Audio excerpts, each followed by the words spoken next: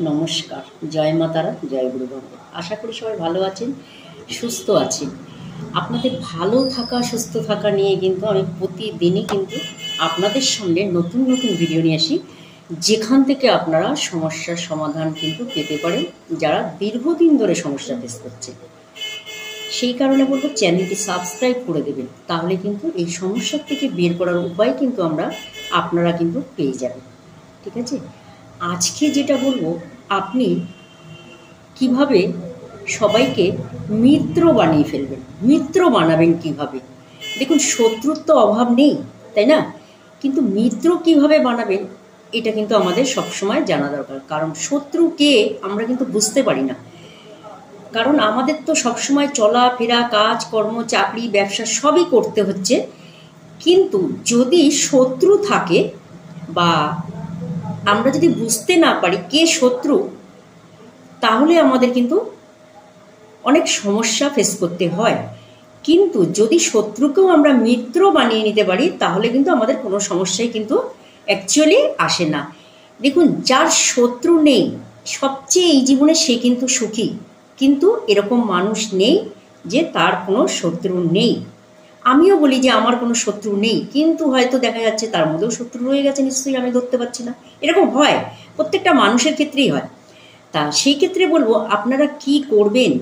শত্রুকে মিত্র বানিয়ে নেবেন। সেটা আপনার অফিসের বসকে হোক, বা আপনি যাদের নিয়ে ব্যবসা করছেন সেখানে হোক, বা আপনার যেখানে যে আপনি যতজনকে হয়তো সেখানে আপনার চাকরি করছেন, যে অফিসে যত লোক আছে বা যত আপনার ওখানে বস আছে, বসের ওপরে নিচে যারাই আছে না কেন, যদি আপনার নামে কোনো খুব বাজে কথা বলে, আপনার নামে নিন্দা করে, আপনার নামে যদি শত্রুতা তৈরি করে, তাহলে হয়তো দেখা যাবে আপনিও বসের কাছ থেকে সেরকম সুযোগ সুবিধা পাবেন না। যদি আপনার সঙ্গে অন্য কেউ শত্রুতা করে, হয়তো আপনার বস ভালো, কিন্তু আপনাকে যেহেতু সে সহ্য করতে পারছে না, সেই ক্ষেত্রে হয়তো সে আপনার নামে অনেক রকম বাজে কথা বলে, যেটা না সেটাকেও বলে আপনাকে তার চোখে খারাপ করে দিচ্ছে। সেটা করলে কি হবে? দেখা যাচ্ছে আপনার প্রমোশন পেতে অসুবিধা হচ্ছে, দেখা যাচ্ছে আপনার কাজ পেতে অসুবিধা হচ্ছে, সেখানে কাজ করতেও অসুবিধা হচ্ছে, বা টিকে থাকার জায়গাটাও খুব সমস্যা হচ্ছে। শত্রুতা করে তো সেখানে 8 ঘন্টা 12 ঘন্টা ডিউটি করা যায় না, এরকম বহু মানুষের আছে। তা সেই ক্ষেত্রে বলবো, আপনারা কি করবেন এই এই মিত্র বানাবার জন্য? আপনারা যেরকম যখন স্নান করেন, সকালবেলা হোক আর দুপুরবেলায় হোক, যখন স্নান করেন, যেরকম প্লেন জলে স্নান করেন ওরকমভাবে করে নেবেন। ঠিক আছে? আচ্ছা, স্নান করার পরে আপনারা কি করবেন? একটি মগের মধ্যে হোক, একটি বাটির মধ্যে হোক, কি করবেন? একটি গঙ্গার জল নেবেন, কিছুটা কিছুটা গঙ্গার জল নেবেন। আর একটা দুটো লবঙ্গ, লবঙ্গ তো আপনারা সবাই চেনেন, দরকার লবঙ্গটাকে একটু থেতো করে নেবেন। ঠিক আছে, থেতো করে একটু নেবেন, দুটো লবঙ্গকে একটু থেতো করে নেবেন, ওই গঙ্গার জলে মিশিয়ে নেবেন। ঠিক আছে, গঙ্গার জলে মিশিয়ে লবঙ্গটাকে নিয়ে আগে রেডি করে রাখবেন।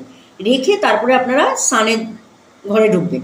স্নান টান করা হয়ে গেলে ওই যে গঙ্গার জল আর লবঙ্গটা আছে মিশানো, সেটাকে কি করবেন আপনারা? ধরে মাথায় ঢেলে দেবেন। ঠিক আছে, মাথায় ঢেলে দেবেন, সেটা গায়ে পড়ুক যাই পড়ুক, যতটা পরে পড়বে।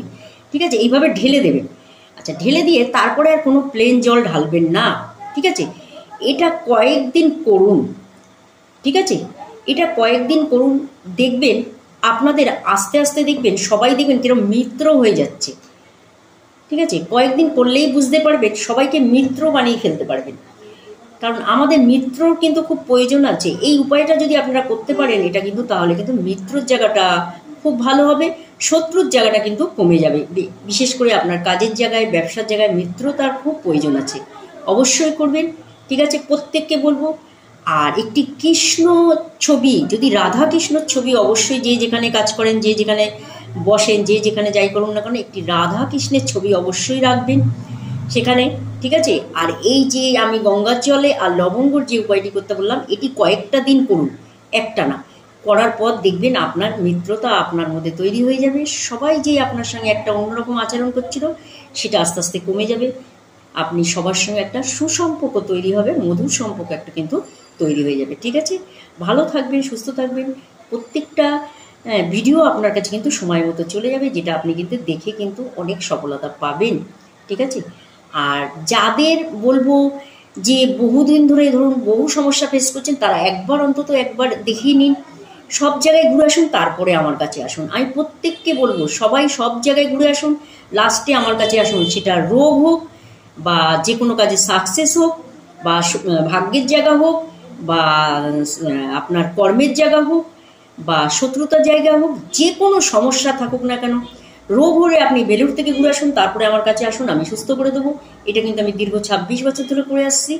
এবং যদি মনে করেন আপনার সমস্যা হচ্ছে, আপনার অনেকটা সময় ব্যয় হয়ে যাচ্ছে, কিছুই করতে পারছেন না, তাহলে অবশ্যই অন্তত একবার যোগাযোগ করে নিন। প্রত্যেক সময় প্রতি মুহূর্তে করতে হবে না, জীবনে একবার অন্তত যোগাযোগ করে নিন।